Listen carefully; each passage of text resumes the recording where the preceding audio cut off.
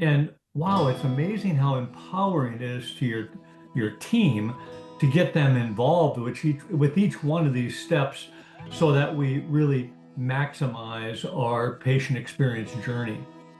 But what happens is a lot of times we will all think, all of us non-doctors, that the patient will learn about their options when they're here at the consult in front of the doctor. My goals during my presidency was to bring value to our members. Hey, everybody, and welcome to Free Range Vision. I'm Matt Jensen alongside Dr. Vance Thompson. And for nearly 2 decades, we've been pioneering in practice, business, and team leadership. We'll cover everything from the pivotal lessons we've learned to the formidable challenges we've overcome and sometimes lost to, providing you with the essential tools to steer your journey and empower your team as you venture together. So, whether you're at the helm of a practice or simply striving to cultivate a stronger culture, well, you found your flock. Let's venture off the beaten path together. Welcome to Free Range Vision. So Vance, welcome. Thank you. Thank you for having me. It really means a lot. Yeah, and I don't know if you noticed the new title you were given. That's, and you don't need to make a t-shirt or anything, but It's already been made. well, listen, let's dive in because today it's so funny. Our team came up with the concept of the title, how to take your practice from 15% to 30% premium. And I know that, people like me who are the business side of the ophthalmology world or the practice love metrics like that. And you've never really loved measuring by that. You use a different terminology, and maybe we can just start out with you giving us your philosophy on that kind of nomenclature. Well, yeah, and again, thank you for having me. We're talking about something that is one of my favorite topics, and professionally, what I eat and breathe, and so ultimately, we're all trying to make our patients happy, serve their needs, answer their goals, hopes, and dreams. And it's one of the reasons that I don't like to, sound too salesman-y, when we're talking about these advanced implant technologies in particular, because they're expensive. And we're trying to match the right technology to the right patient. And we still do monofocal implants, and we also do advanced implants. So I'm just not a big fan of the word conversion rate. But I am a big fan of what implant would a patient choose if they knew what I knew rate. I think it rolls off the tongue better, but definitely it's what kind of encompasses my philosophy in patient education. I want to get to know them, and be able to give them a recommendation on if it was me with your situation, your eyes, your hopes and dreams, this is what I would do. And I want them to be able to get to know their options well enough so they can really participate in that and connect those dots. And when you see the light go off, it's really one of my most rewarding things is reducing patient anxiety and them kind of seeing the way for their permanent vision decision. Vance, I love that, and it does roll off the tongue better. You're right. Yeah. What's the rate again? The what would people do if they knew what I knew? Rate? Right.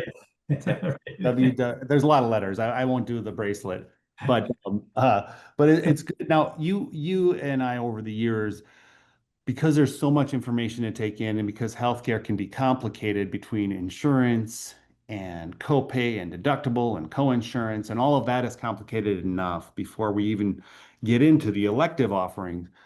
We've tried to break down the work into stages, and I want to talk about that because I think not only is it important for practices to think about their work in this way, It's a good way to actually approach any problem, anything you want to initiate, whether it's doing better at payment options, patient financing, or making sure you're communicating about the options patients have in research, or basically every problem can be broken down into a continuum like this.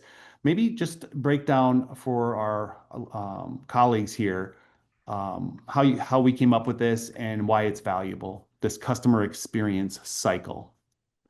Um, well, first of all, yeah, that this is a big production when you want to add advanced implant technology services to your practice. And it can be overwhelming. And I think it's one of the reasons practices either don't do it or underperform at it.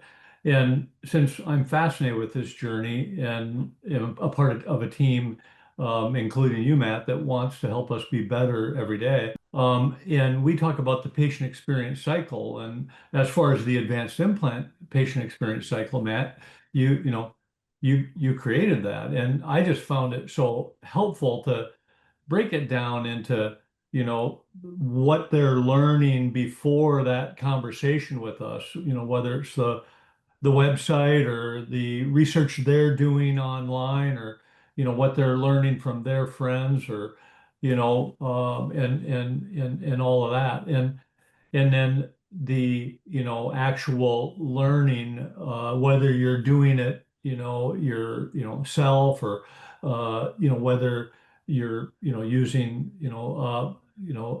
a third party like Navigate and others out there. It's such an important moment to prepare our patients for that consultation, because the last thing we need is a patient who comes in cold and they just are overwhelmed with this information, and they have a tendency to be overwhelmed even when they have prepared. And so this idea of breaking it down into pre-calling, calling, the pre-visit, the greeting, the testing, the consulting, the coordinating, the departing, the extending. We like to take each one of these categories and break them down. And wow, it's amazing how empowering it is to your team to get them involved with each one of these steps, so that we really maximize our patient experience journey. Well, it's really interesting the way you say that, because breaking it down into these sections, it's not going to solve everything. But what it does is it allows you to categorize the communications. And listen, there's no magic here. It's just how you segment the work. One of the things that I find remarkable is that when patients come in, the patient's kind of at the center of this continuum, right? Because all of these activities, these services that we offer are going on around them. But what happens is, a lot of times, we will all think, all of us non-doctors, that the patient will learn about their options when they're here at the consult in front of the doctor. And listen, that's good. And they should definitely learn about the benefits and risks of surgery and the implants that they're considering at that stage. But our industry talks about how we're somewhere between 10 and 12% premium adoption. And we know that that's as low as it's ever been. It hasn't really grown much. And I believe it's because patients really aren't hearing about their options until they get to the doctor. Now, by the way, 1 out of 10 that they're adopting when they get in front of a doctor, and our costs are somewhere between $4,000 and $10,000 bilaterally. 10% adoption is actually really exciting. That they're hearing about it cold and saying yes, 1 out of 10. But just imagine if those people knew more about their options and the vision that they hope to have the rest of their lives after cataract surgery earlier in this process. And that's why it's so important that we have a special way to communicate with optometry before the patient comes in, and that our phone team does have information that they can give, or that we can have a call pre-scheduled with somebody like Navigate or others. So we make sure that before they come in, they're educated to a certain level. Hey, Marcy, I just wanted to let you know, Dr. Thompson wanted me to go over all of your options before you're in front of him next week, because it's a lot to consider. So I just wanted to make sure we have some time to talk through those things, right? And then we send them information to their home or through an email with videos. And then maybe when they're being greeted, there's something being offered to them saying, hey, I just wanted to make sure you got that call last week. Also, Dr. Thompson wanted me to hand you this. You can be reviewing that during your workup before you see him in just a little bit. If we break up the work like that, patients have a fighting chance of understanding their options. And like Vance said, it's not about raising premium adoption. That's kind of a misnomer and maybe a sales approach. It's about every patient having an opportunity to make an educated decision. The bummer is when patients go through the whole process and they never felt like they were educated. They're bummed 6 months later when they're out to dinner with friends in Arizona. That's in South Dakota. People go south for the winter. And they're at dinner and everybody's passing around bifocals except one couple. And they just had this great premium implant experience. And the folks from our region are bummed because nobody talked to them about it. So this continuum really, I feel like, I mean, it could be our whole talk, Vance, just about the work that we have before us, and where it should happen along the continuum. Vance, I know that this is going to be the largest subject and a course that you're helping spearhead and frankly that you spearheaded singly before when you were the president of the ASCRS, and now you've got a ton of people helping you with it who are just doing an awesome job. But there's a course coming up in October. Tell us about the business of refractive cataract surgery BRICS course. Well, thank you. So, one of my goals during my presidency was to bring value to our members. And having been involved in the research and development of laser vision correction and phakic IOLs and advanced implants for presbyopia and, other things, over the years, I and my partners, who I'm so proud to be one of, we have doctors come to visit, and it just seems over the years they were wanting to watch technologies and techniques, and it's transitioned to this, boy, the business of medicine is getting to be more and more of a challenge, and how do we navigate this in this environment of reducing cataract reimbursement and those types of things from Medicare and third party, vendors. Um, and it's been interesting to just see, just some of the frustration that has happened in medicine that isn't just in ophthalmology.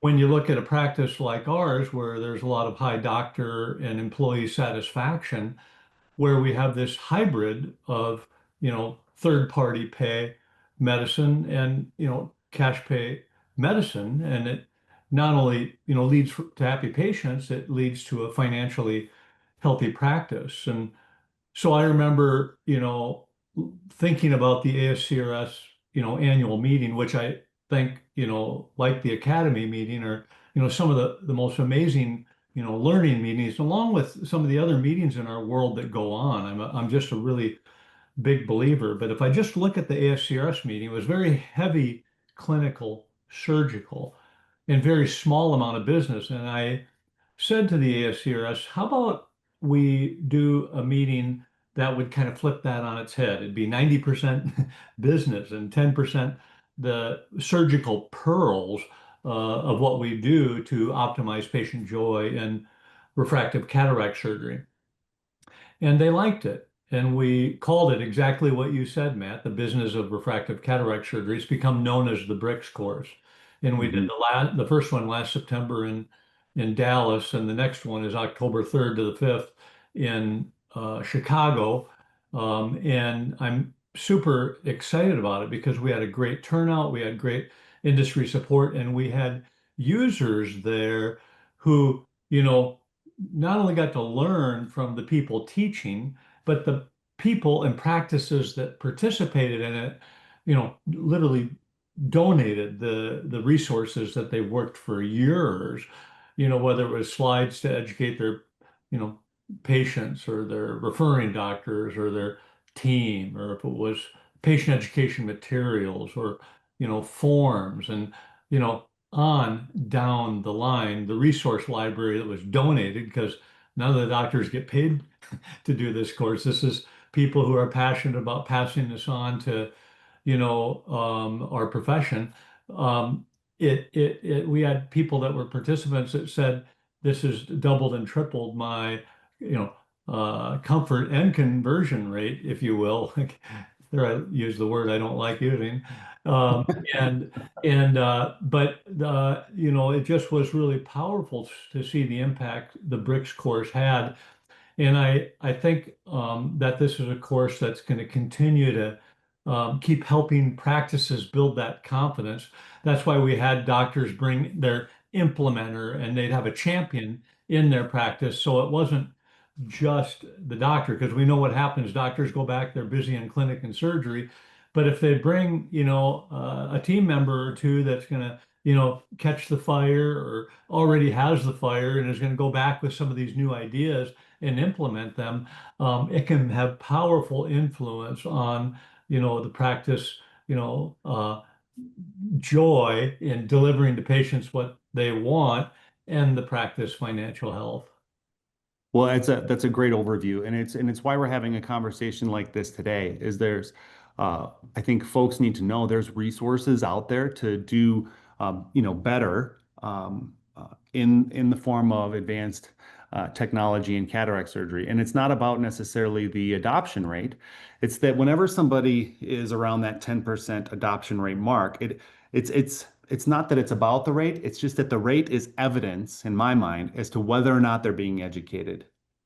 I believe that if patients are reasonably educated about their options, practices will kind of naturally settle in at more like a 30% adoption rate. And that's just after visiting a bunch of practices. It's not scientific. It's just that I think that people on average are willing to, part with their hard-earned dollars when they understand the benefits and risks of going standard versus advanced. And when someone tells me they're between 8 and 12%, I wonder if somewhere along the line the patient isn't getting educated as well as they could be. And so the resources for these kinds of things is and how to train your team and bring them along is really important. You find that the doctor part of delivering advanced cataract surgery, um, in my opinion, really isn't that difficult. I think the business of it is difficult because Mm. when you look at that patient experience journey, there's a very small amount of that is actually spent with the doctor, you know, and there's a lot of it spent with your, technicians, your phone team, your, billing and coding, and your counselors who are educating on the financial aspect and whatever extenders you're using as a doctor. But I could go on and on and on how this is just it's a team effort, and you get the business types and the doctor types in the same room has been one of the keys to the brick success. Yeah, Vance, give us some tactical ways that you have found are successful, or at least that are worth it when you're bringing something back to your team. Like, how do you get them engaged? Well, first of all, you need to take the time to educate. So I think it always starts there. And I have a tendency to get the most nervous talking with, my team. So I prepare. And, just like I'm going to be teaching a course, I'm preparing slides. And so I think that that's the most important thing because knowledge is power. And, since I work with a lot of young people that are very purpose driven, it's amazing what it does to, make the team culture be the best it can be when you are teaching them and helping them realize that they're experts at their area and how do we, optimize, this patient experience journey and whatever particular technology that we're going to be, learning about. So you got to, take time. You got to, close clinic for a little while. You got to prepare, and then you work through it together. And it's not easy, but I'm highly motivated to meet my patient expectations. For instance, I know that one of the top three reasons for falls and broken hips in our country is 80-year-olds and older looking through bifocals going downstairs or over uneven surfaces. A lot of younger cataract patients, have the agility to be able to navigate those situations. But, they hope to be 80-year-olds someday or older. And, they love learning about these options. Not everybody, enjoys wearing bifocals. And so to give someone the reading range of a 32-year-old for the rest of their life and still have 20/20 distance vision versus the reading range of an 80-year-old and be in bifocals or trifocals, I do both situations. I'm a big supporter of both situations, but I want patients to understand their options so that I feel, like I'm setting them up, for life. And so when you talk like that to your team, they catch the bug and they want to learn about it, but you have to prepare and then you have to choreograph. And so starting with the patient experience cycle, like, Matt, has presented here, and then, having a session dedicated to each one because they each have their own little cycle to them or their own little packet of information and things that you learn and implement. And so breaking it down into its pieces and empowering your team not only helps your practice, but it helps your culture. Vance, you said it, and I gave you a softball because I wanted to ask you how tactically do you get your team to buy in? And you said it. You close clinic and you meet about it. Yeah. That's, I mean, one thing that you're particularly good at You is said having, it faster. what's that? You said it faster. Yeah, I did say it a little faster. It was rushed, a little salesy, but but it is always kind of your gut reaction. And I think the take-home message, one of the most important ones from this call is you want to do more interventional glaucoma, meet with your team. Mhm. You want more people to understand how to use patient payment options, meet with your team. Want to have a better team culture? Meet with your team, meet with your team, meet with your team, meet with your team. And until they have everything out of your head and in theirs, there will be too much of a distance between what you intend them to do and what they actually do. And you've always had a really good investment in team and training, Vance. And I like that you said that you're nervous over your slides more than you do for your big national talks. I believe you.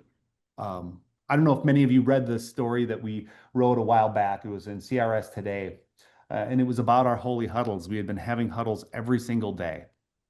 And when we built the new center, our team members were far flung and so far and wide that I was getting bummed out within a few weeks of getting into our new amazing space in Sioux Falls that I was getting bummed that not everybody was coming to the daily huddle every day. And so I had messaged Vance and said, listen, I think getting frustrated. I prepare for these huddles and people aren't coming. And you're off the hook if you're in front of a patient or things like that. But Vance said, well, you can take a role, and that's what I offered is I'll send around a sheet people can sign in. I said, well, I think it'll accomplish what you want, and that people will show up, but I'm not sure it will accomplish what you intend. Um, what I would challenge you to do is create a huddle that's so amazing that no one would ever want to miss it. And so, I mean, Vance, I know you do fuss over your slides that way, and the team knows it, and so do others who hear your talks. And I think that as leaders, we have to remember our audience isn't out there; the audience is inside the team. If we can craft things in a certain way where they see our best, they will give their best to our shared patients. Question that came through the chats just now. This is from our friend Joel Gaslin, Vance. Do you ever create a quote project champion on the team to help drive change so it feels more peer to peer? Yes. So who's going to own it? I think Mhm. it's a really powerful thing, and it also is because there's a lot of projects, and so you can end up with a lot of different owners, and that's how you do leadership development and make your team feel valued. So I love the idea of having a champion. And I think, Joel, on that, one of the things that I found is that just like we used to have the role of LASIK coordinator, refractive coordinator, right? We're finding now that there's almost like an implant coordinator, especially with the augment of RLE. Um, I think the practices who are initiating interventional glaucoma the best are the ones who have an internal champion for that. I hear practices doing that for keratoconus.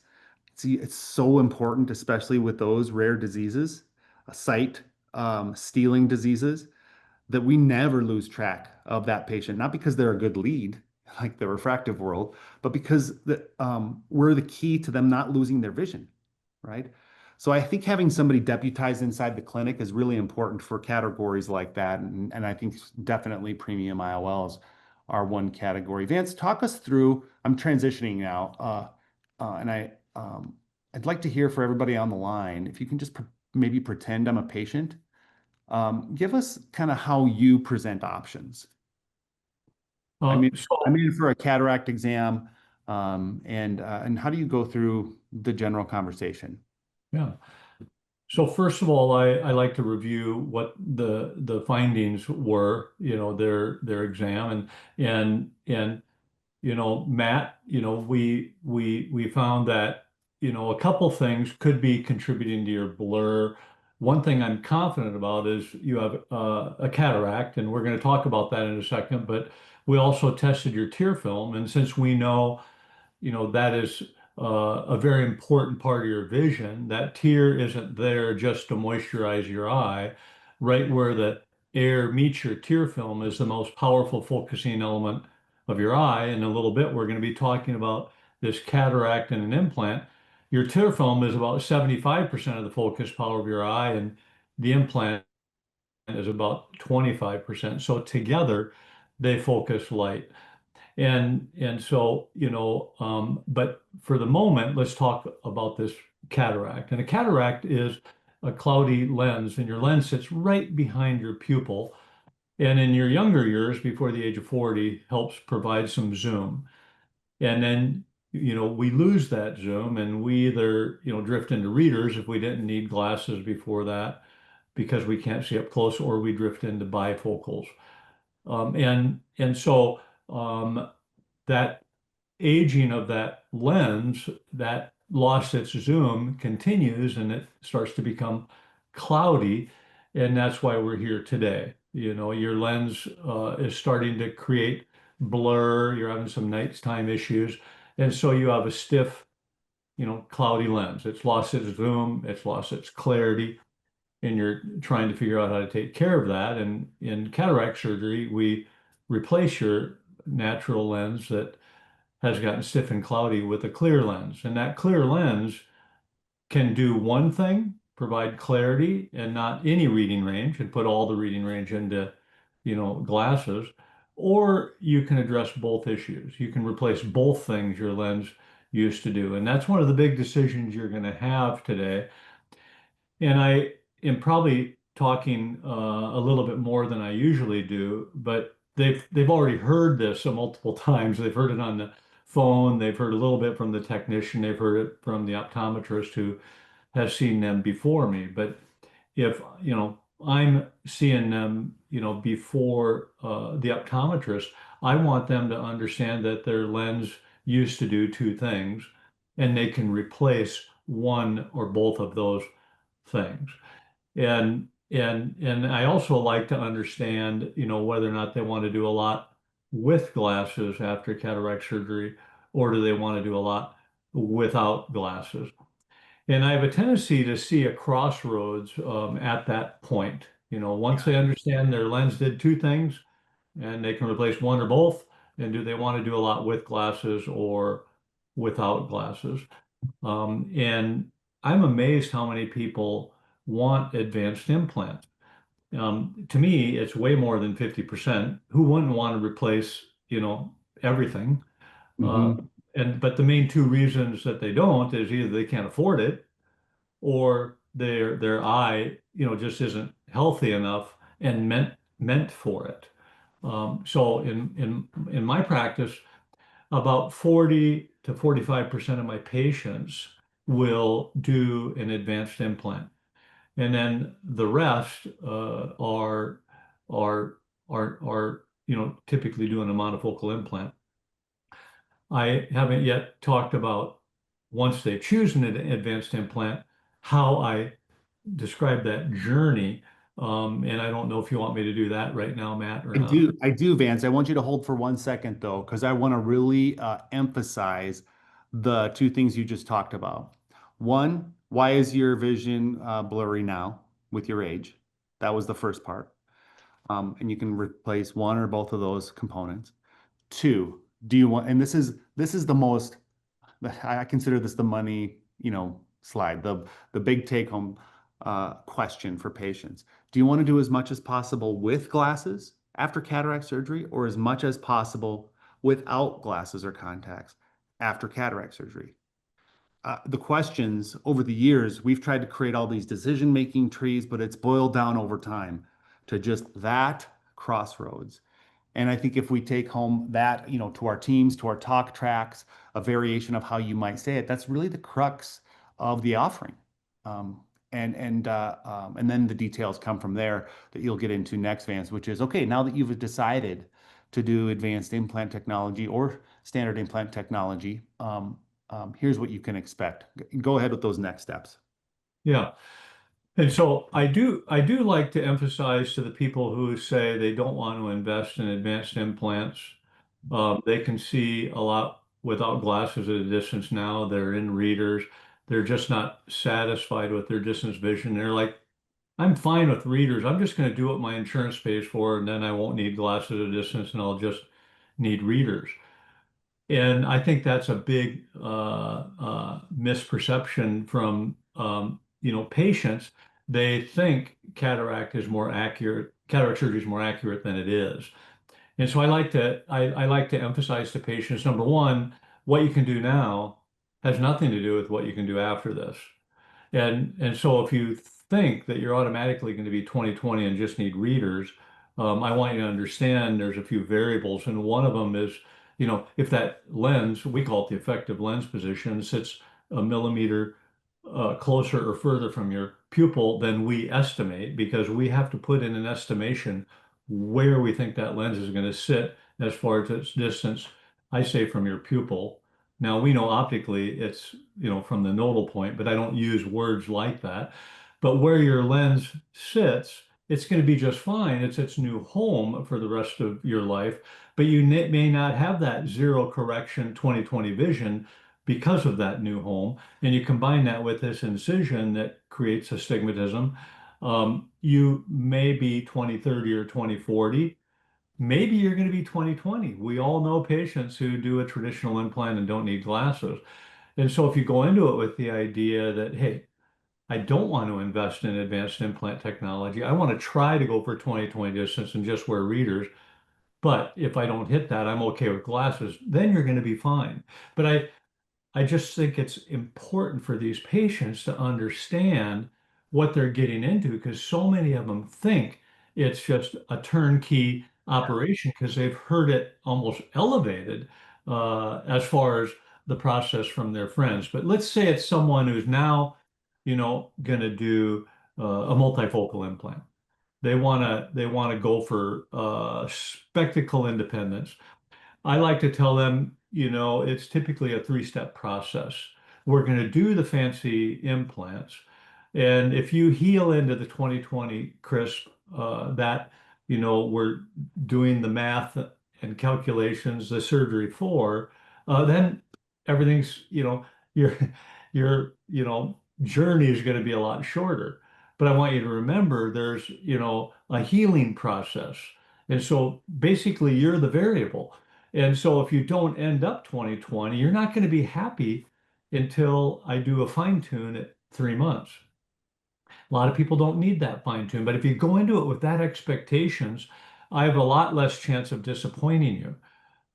That there's a little capsule, that is right behind your implant that can get hazy, and you've heard about it in your education. It's not unusual. We need to do a laser opening.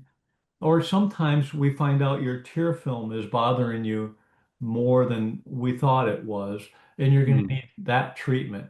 And every now and then, these things we call floaters are bothering you more than we thought they were before surgery.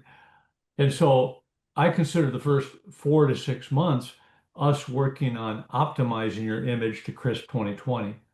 But then after that, the part of this implant that gives you the reading range of a 32-year-old for the rest of your life creates a halo around lights at night. Expect it. Don't worry about it. It's part of the process. Having the honor of being a part of the FDA monitored studies of, you know, the vast majority of these implants, what we found in those studies is patient satisfaction was good at a month, good at 3 months, and quite impressive at 6 months, and really impressive at a year.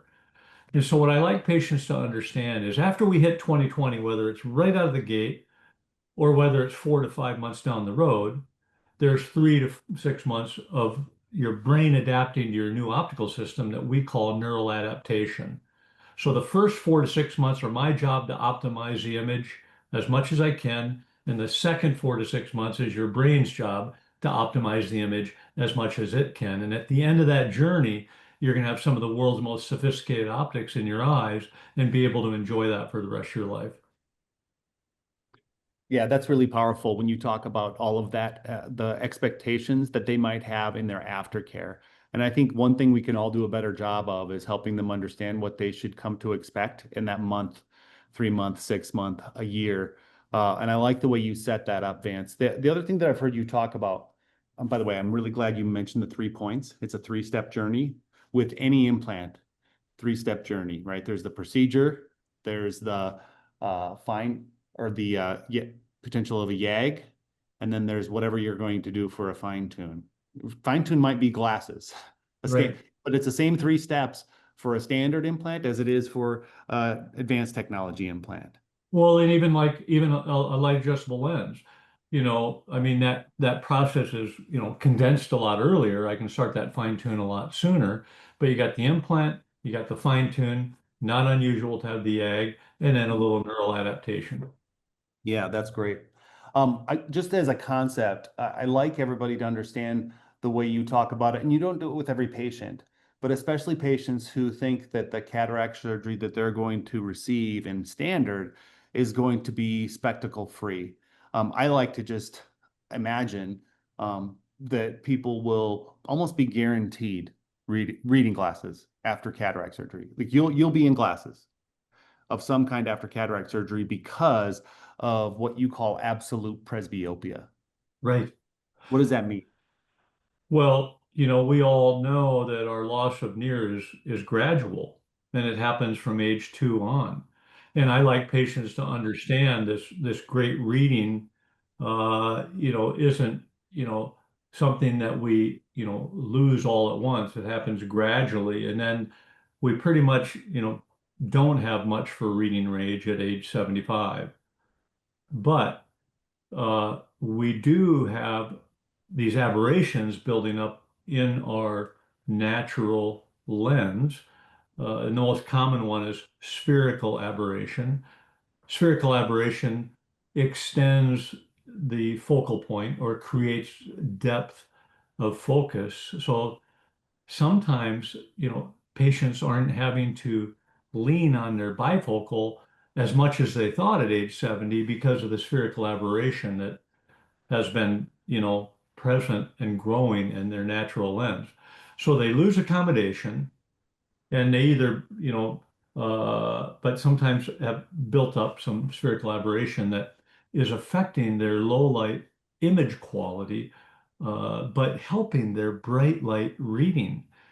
So when you take someone who either has a little bit of accommodation left, like a 62-year-old cataract patient, or you take someone in their 60s and 70s and has spherical aberration, and they're, not sitting there talking to you in the exam, looking through their bifocals like 80-year-olds at church do.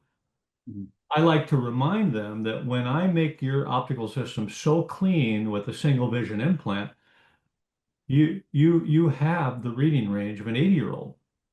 You don't have any accommodation, and you don't have any of those aberrations that extend depth of focus. And if you don't mind going into, basically 3 range glasses that we call trifocals or no line bifocals, you're going to be just fine. But if you do mind that, you are going to have, an adjustment. And so I really want them to understand this idea of the absolute loss of reading range with the typical monofocal or single vision implant. I love that. And I like the concept of absolute presbyopia, Vance, because because the word, I mean, it's absolute. It will happen. Yeah.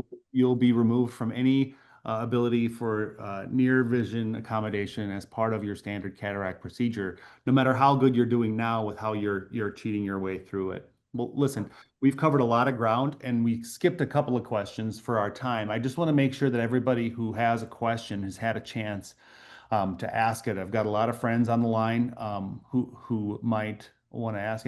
Anybody have any more questions for Vance or myself on how to um, engage their team in a way that can help increase patient education and adoption? I see one question in the chat here from Stephanie. Hi, Stephanie. What are some best practices for patient education prior to their first visit? Good question. What do you think, Vance? What are some good examples? Um, well, so this is one of the reasons that I love the internet and I, love AI, and I love when people go to Chat GPT and learn about this stuff.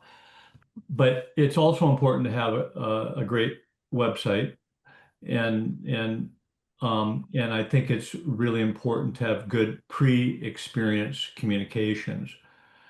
And, you know, to our phone team is busy. I mean, they're rocking and rolling, answering, patient questions and answering needs and doctor questions and doctor needs and so to really get a personalized service, I've actually been using a company called Navigate because they have these navigators, that are 100% committed to that moment as much time as my patient wants.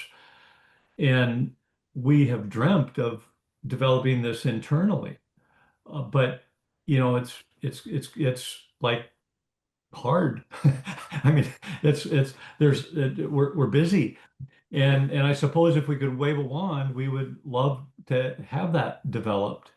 And so we've chosen to use an outside service, and it's went really well because they send us the results of the conversation, and we get to still do our part and still be high touch, high feel on our end.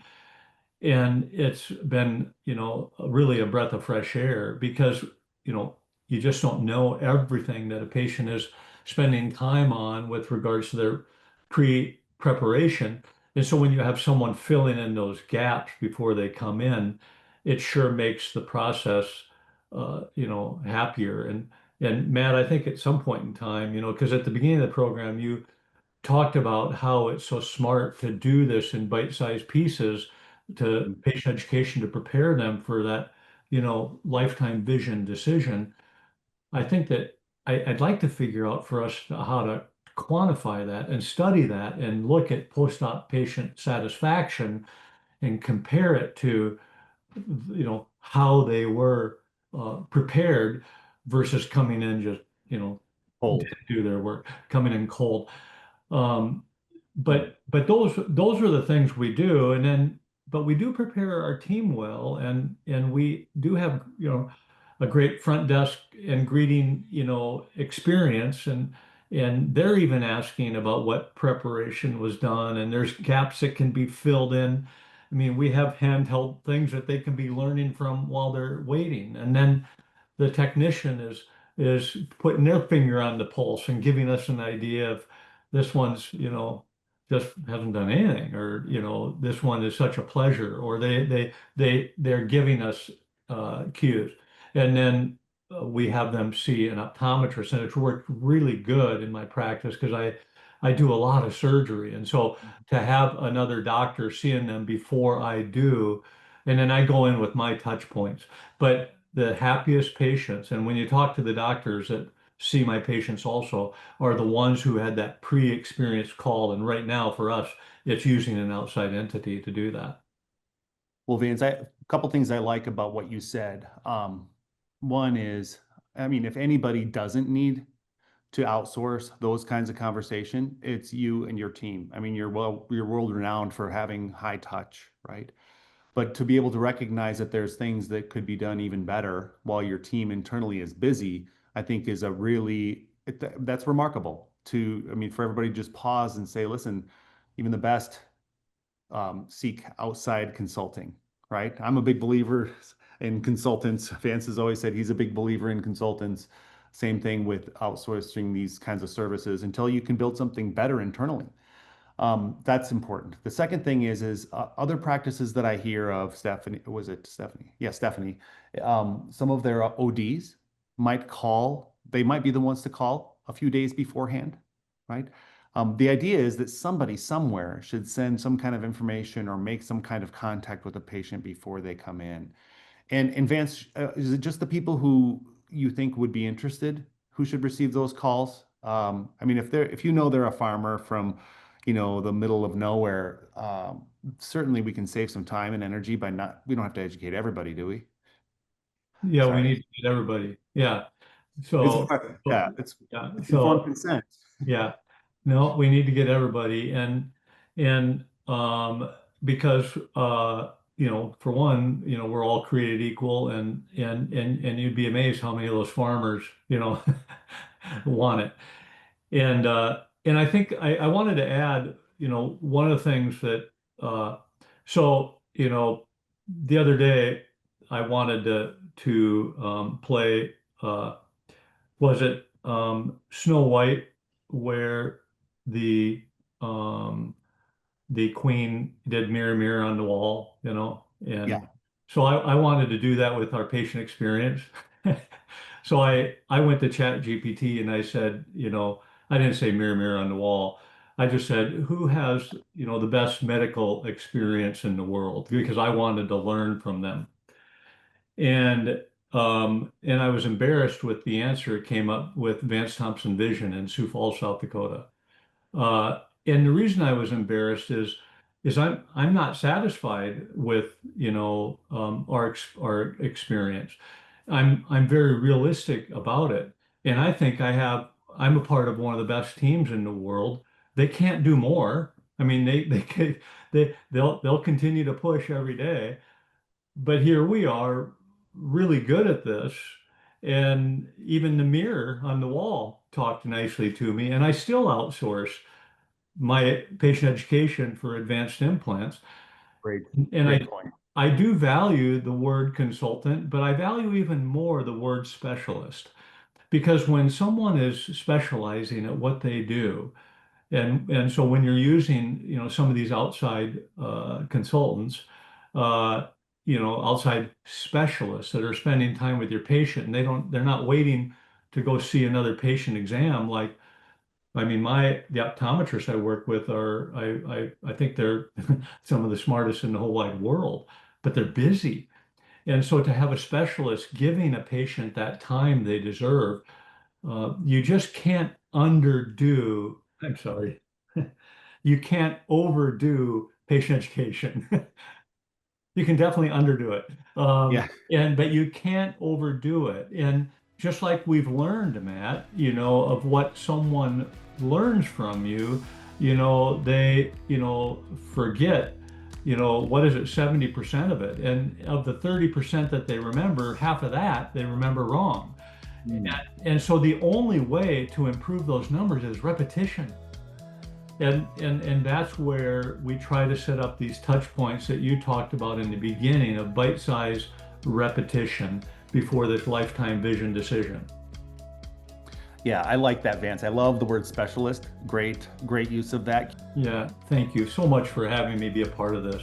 And appreciate all you do, Matt, for our profession. Thanks.